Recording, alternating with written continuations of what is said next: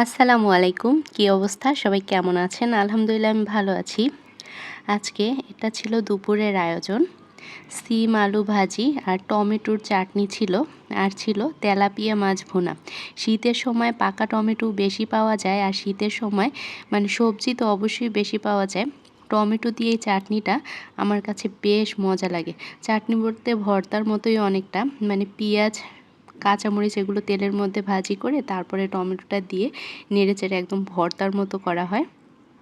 এই ভর্তাটা খুবই মজা লাগে আমার কাছে খেতে। সকাল সকাল খালামণি এগুলো বানিয়েছিল, তারপর আমার জন্য পাঠিয়ে দিয়েছে, আর সিম আলুও ভাজি করেছিল।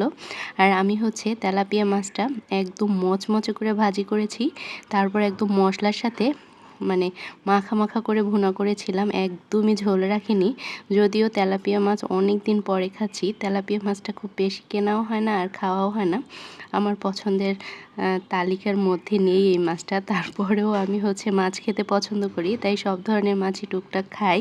তো এই তেলাপিয়া মাছটা আসলে আমি রাতের বেলা ভুনা করে রেখেছিলাম, খালামণিদেরকেও দিয়েছি, আর আমি হচ্ছে খাওয়ার জন্য রেখেছি। আমার মা হচ্ছে ঢাকার মাছ একদমই খেতে চায় না, সে বলে চাষের মাছ আমার ভালো লাগে না। যাই হোক, তো এই টমেটোর চাটনি দিয়ে ভাতটা খুব ভালোভাবে মাখিয়ে নিচ্ছিলাম, দারুণ মজা লাগছিল খেতে।